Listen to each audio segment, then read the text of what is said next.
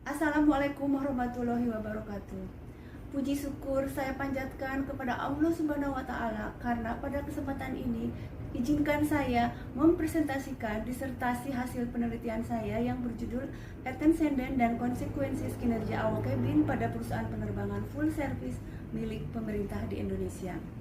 Disertasi ini adalah syarat kelulusan untuk program doktor di bidang ilmu manajemen pada Universitas Persada Indonesia, YAI, Jakarta.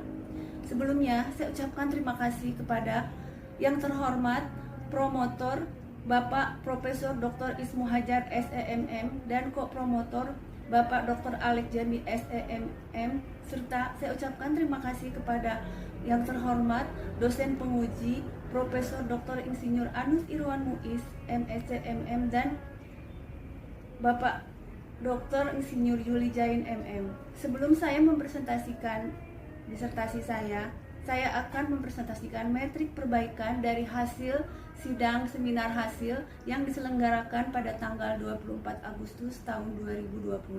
Adapun metrik perbaikan adalah sebagai berikut.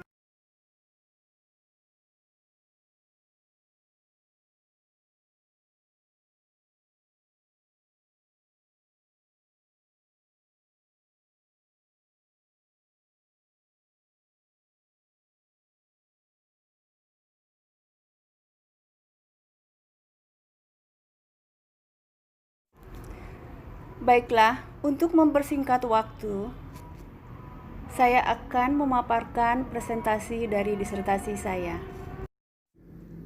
Penelitian ini adalah penelitian tentang kinerja awak kabin pada perusahaan penerbangan PT Garuda Indonesia.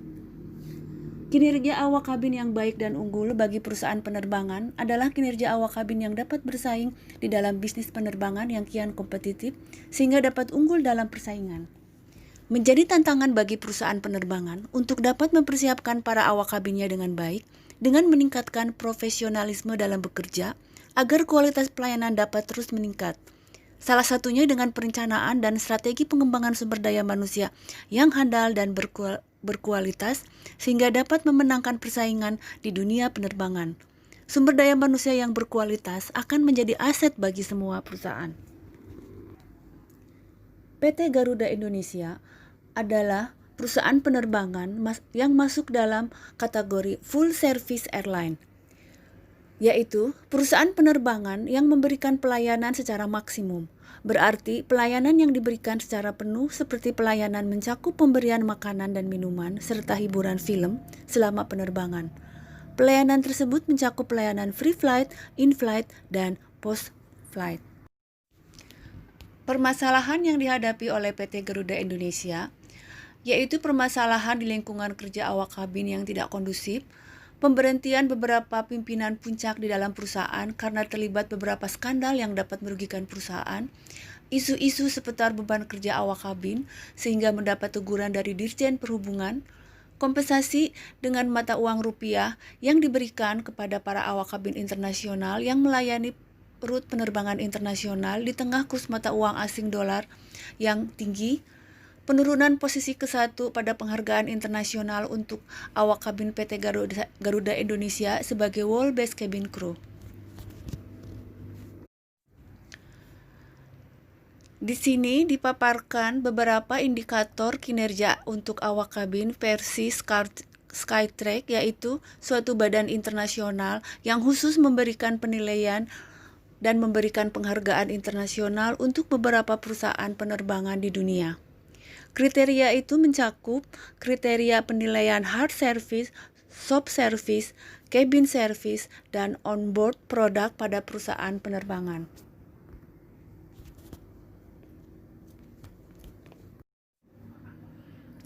Tabel dari tahun-tahun PT Garuda Indonesia ketika mendapat penghargaan dari Skytrax dimulai dari tahun 2014 selalu memenangkan peringkat ke-1 secara berturut-turut dari tahun 2014 sampai tahun 2018.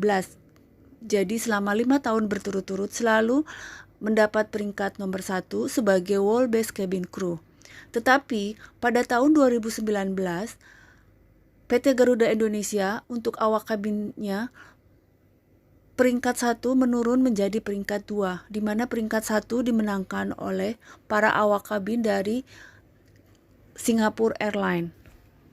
Jumlah seluruh awak kabin PT Garuda Indonesia yaitu sebanyak 3.227, di mana seluruh jumlah awak kabin itu tidak semuanya tinggal di Jakarta, tetapi tersebar di beberapa kota yang mewakili bagian dari Indonesia. Istilah home base digunakan dalam dunia penerbangan untuk kota tempat tinggal para awak kabin. Untuk Indonesia bagian barat, maka diwakili oleh home base di kota Jakarta dengan jumlah awak kabin sebanyak 2.481. Untuk Indonesia bagian tengah, maka home base dari para awak kabin itu adalah di kota Denpasar dengan jumlah awak kabin 538. Sementara untuk Indonesia bagian timur, maka home base dari awak kabin itu adalah di kota Makassar dengan jumlah awak kabin sebanyak 208. Untuk menunjang pekerjaannya serta untuk meningkatkan performance serta meningkatkan profesionalisme dalam bekerja, maka para awak kabin harus selalu mengikuti pelatihan yang diadakan oleh perusahaan penerbangan tempat di mana mereka bekerja. Pada slide ini diperlihatkan kepesertaan training karyawan atau awak kabin PT Garuda Indonesia yang selalu diadakan secara berkala. Lingkungan kerja para awak kabin, tempat di mana para awak kabin itu bekerja adalah di dalam pesawat. Slide ini memperlihatkan armada dari PT Garuda Indonesia.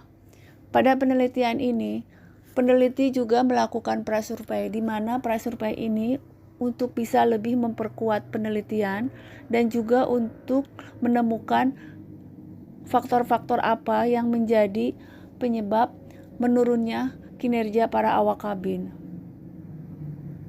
Dari prasurvei ini maka dan juga dari paparan yang sudah digambarkan, yang sudah dijelaskan tadi, maka peneliti dapat mengidentifikasikan masalah. Masalah yang diidentifikasi adalah faktor-faktor yang mempengaruhi kinerja awak kabin, seperti yang diperlihatkan pada slide ini. Fenomena penelitian yaitu mencari faktor-faktor pendukung yang menyebabkan menurunnya kinerja awak kabin pada PT Garuda Indonesia. Apakah faktor-faktor itu adalah karena lingkungan kerja, pelatihan awak kabin, kompensasi, atau juga kepuasan kerja? Dari hasil paparan yang sudah dijelaskan, maka rumusan permasalahan dari penelitian ini adalah sebagai berikut.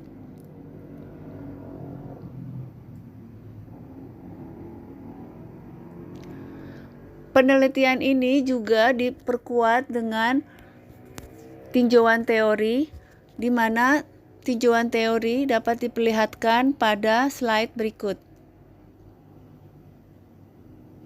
Dan juga penelitian ini ditunjang dengan penelitian terdahulu.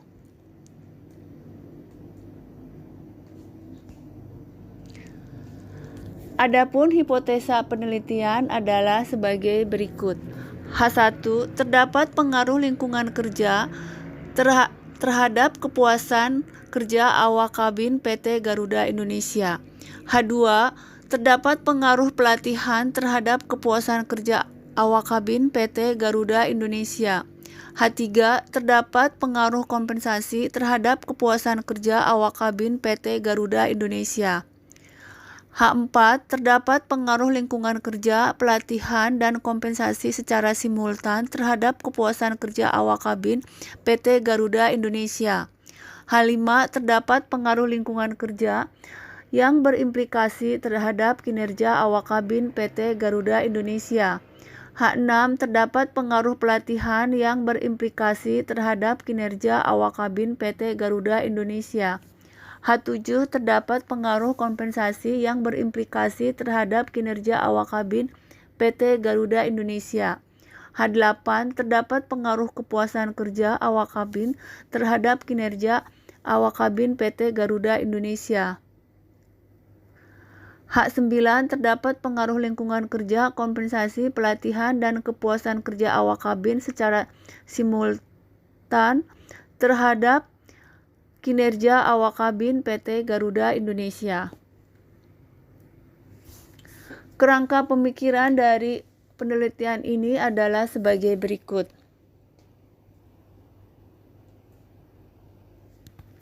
Sekianlah paparan dari presentasi disertasi yang sudah saya sampaikan. Saya ucapkan terima kasih dan saya mohon maaf apabila masih jauh dari kesempurnaan, karena kesempurnaan adalah milik yang Maha Besar Allah Subhanahu wa taala. Assalamualaikum warahmatullahi wabarakatuh.